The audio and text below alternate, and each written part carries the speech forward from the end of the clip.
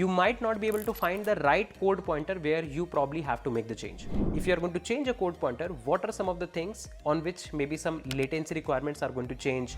A lot of companies do have interesting search engines which can very efficiently do searches across the code bases.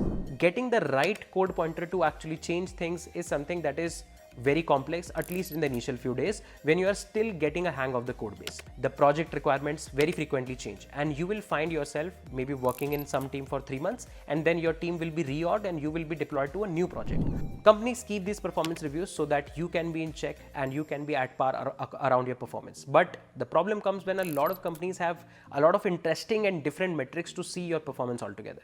But definitely performance reviews are hard, and you need to know what are going to be the metrics that will be judged in your particular team, in your particular company, and it's better to know as soon as possible. And once 1% of the users metrics look good, you can ramp it up to 10%, then 50%, and then eventually to 100%. Before moving forward, I would like to tell you about our brand new offering at Algocamp around the advanced Spring Boot backend development cohort. So we were getting a lot of requests to actually launch our next iteration of the Spring Boot cohort, and here we are. This one is far more bigger and better than the last one, and trust me, if you are somebody who is looking to start their journey in the world of Spring Boot in the backend ecosystem, or maybe you already know some things about backend development, maybe in Spring Boot or maybe in some other tech stack, this is going to be a one-stop solution for you. We are going to talk about everything from the absolute beginner level to the advanced level in Spring Boot. We are going to talk about how exactly you can set up your backend ecosystem and backend projects in Spring Boot. We are going to take a microservice-driven architecture and build different projects, including an Uber app, including Airbnb app, payment wallet like Paytm wallet app, and many more. We are going to talk about how exactly microservices can actually communicate with each other in synchronous and asynchronous fashion. We are going to see a lot of interesting microservices pattern like CQRS pattern, Saga pattern for distributed transaction, how you can implement Saga pattern through orchestration and choreography, how Saga pattern is going to help you with respect to the implementation if you compare that with two-phase commit, how you can implement each one of them, what is the outbox pattern, how exactly event sourcing is going to work, how you can integrate Kafka for your event sourcing, and whatnot.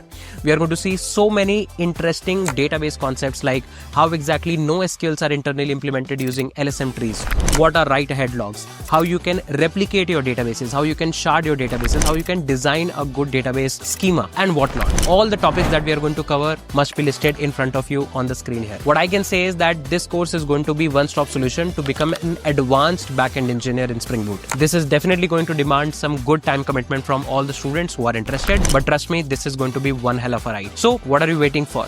Do check out the link in the description section below and read the complete end-to-end syllabus of what we are going to cover in the Spring Boot cohort. You can actually use the coupon Spring 2025 to get maximum possible discount on the course, and I'm really excited to see you guys in the cohort. Right? Do check out the link description section below, and let's get back to the video. A lot of people actually ask me that what is it actually like to work at FAANG as a software engineer? To be very honest, the ride and the overall, I would say, experience looks very rosy, but it might not be the case always. In this particular video, I'm going to talk about some of the challenges that you will face in working in a big tech giant, something like a FAANG, or let's say maybe if you're working in a big fintech giant, maybe a very big bank altogether. Any organization that is extremely huge, pays you a good amount of, I would say, money. What are some of the challenges that you will be able to face when you work as a software engineer there? I myself worked at some big organizations like something like LinkedIn, Google, Microsoft. I worked with startups like InterviewBit, and what I realized that there is a humongous amount of differences when you compare a startup, early stage startup or a mid-sized startup, when you compare that with very big tech giants like something like Microsoft or maybe something like Google. So in this video, I would like to share my opinions that what are some of the core differences and core challenges that I saw, and what are some of the things that you can technically do in order to overcome these challenges if you are about to join, or if you're planning to join, or if you're preparing to join a FAANG company or a big tech giant altogether. But before starting the video, if you have not yet subscribed to the channel, I would highly recommend you guys to do subscribe to the channel, because we are going to put some really awesome content around the tech and your upcoming tech career altogether. So without any further ado, let's just start. So see, I believe this is one of the biggest challenges that most of the people actually face, and after some time you will start enjoying this thing as well. So in big tech companies, there is a very big code base that is most probably going to be already existing when you are going to actually join. And you have to start contributing to this big code base altogether. Now the problem about big code bases is that in a lot of companies, there might not be enough documentation available. You might not be able to find the right code pointer where you probably have to make the change. A lot of people even mock FAANG companies that, okay, in FAANG companies, you have to probably change 1 or 2 line of code in one function, maybe for a feature. That's technically true for a lot of cases, but to be very honest, that's very complex sometimes, because to understand which code pointer you have to make a change has a lot of important points to consider. For example, if you are going to change a code pointer, what are the code pointers that are going to be affected? If you are going to change a code pointer, what are some of the things on which maybe some latency requirements are going to change, and what all things can break?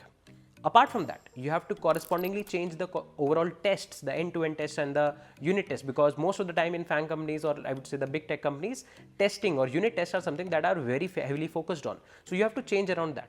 So in this very big code base where you might not be having the same engineers still available in the company who initially wrote the code, you have to get a lot of context. You have to read a lot of code. You have to understand a lot of code. Apart from that, in a lot of companies, it's very difficult to even find out the right code pointer altogether. For solving this, a lot of companies do have interesting search engines which can very efficiently do searches across the code bases. Although this is slightly helpful as well, because let's say if you are interacting with a new library and you know nothing about that library and even the documentation is not that good, what you can do is you can see the references and see the implementation of the same libraries done by some other teams. This is also something that is sometimes available. For example, in Google, because of the monorepo architecture of Google, you will be able to see the same library implementation for other teams as well, because the code is openly available for all the software engineers to actually see. This reduces the complexity at some point, but again, you need to be very good at searching things, right? Your searching capabilities should be really good. So understanding this complete humongous code base, getting the right code pointer to actually change things is something that is very complex, at least in the initial few days when you are still getting a hang of the code base. Now, if you see in startups, there's a good chance that you are building everything from scratch. For at least small scale startups, there's a good thing that you are probably the first one or the first engineer who is actually starting to write that feature. Yes, in big companies also you sometimes do start the features, but there is a good chance that your feature implementation is going to depend on some existing feature. And again, the same problem occurs. Apart from that, in big companies, what you will see is that people focus a lot on documentation.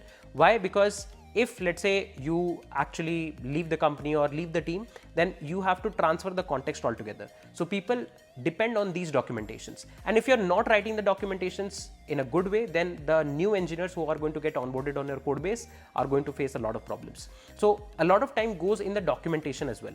Apart from this, you have to ensure there is a good code review culture.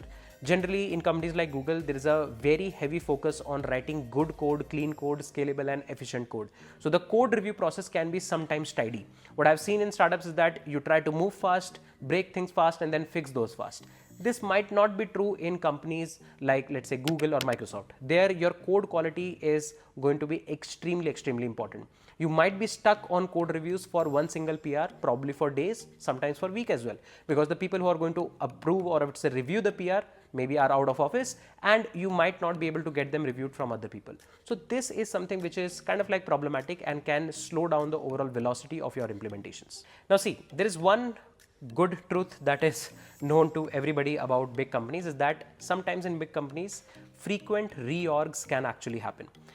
A lot of time the company's, I would say, requirements and the vision, the project requirements very frequently change, and you will find yourself maybe working in some team for 3 months, and then your team will be reorged and you will be deployed to a new project. So you have to change your context probably very frequently altogether.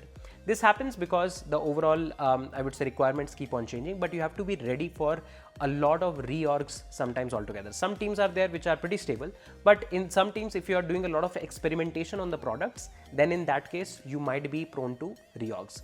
Apart from that, there is going to be humongous amount of organization capabilities, I would say complexities, because let's say if you have to work on a code base and that code base is, let's say, owned by some different team, you need to probably find out the right owner for that particular code, and sometimes the owners might not even directly help you and redirect you to the on-call people. So this again, rerouting yourself to the right person for asking the right question and getting the response in time so that you can get unblocked as soon as possible can be sometime tiring. Although after some time you will build good amount of connections and you will know the POC for each and every single code pointer that you are going to touch.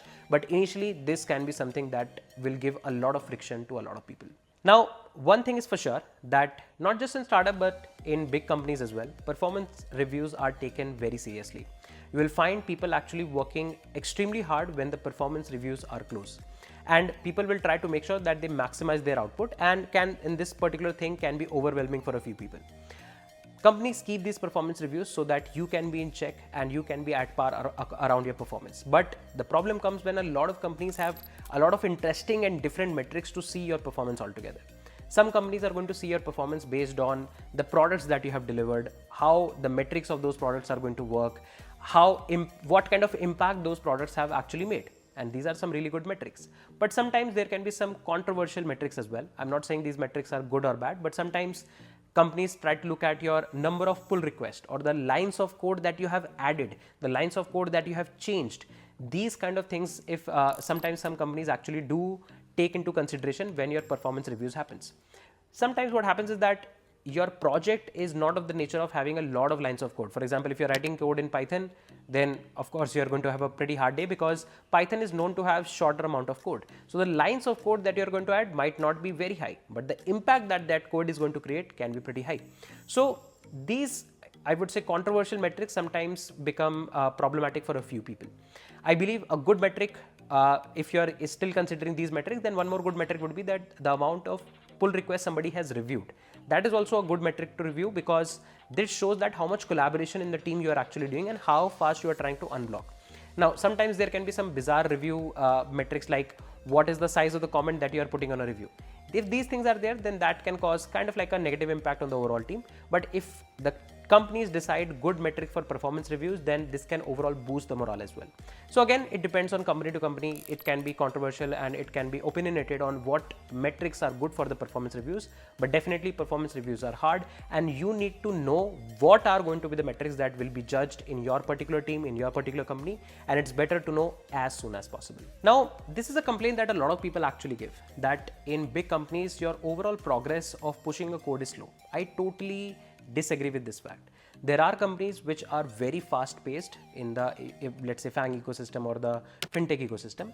And to be very honest, that even if for some particular product or for some particular teams, if the pace of the delivery of the project is slightly slow, it might be a case because the impact will be humongous. For example, if you are, let's say, playing, or let's say you are developing things around the payments, and you are playing with the payments and the money of the end user, then you need to be very careful. You cannot just push code that is going to break a lot of things and people's money will be lost. You have to be very careful, you have to be very stringent. That's why there is a dedicated process in most of the big tech companies which ensures that the code that you are pushing to production is of highest quality and doesn't lead to any bugs. Of course, there can be some bugs, but there are procedures with which you can solve it. For example, in a lot of companies, what happens is that you try to do A/B testing. For example, if you have to deploy your particular feature, then you do not deploy it for 100% of the users. You try to deploy it maybe for just 1% of the users and see what all metrics is going on. Even if the people are going to be impacted, there will be very less number of people who will be impacted. And once 1% of the users metrics look good, you can ramp it up to 10%, then 50%, and then eventually to 100%.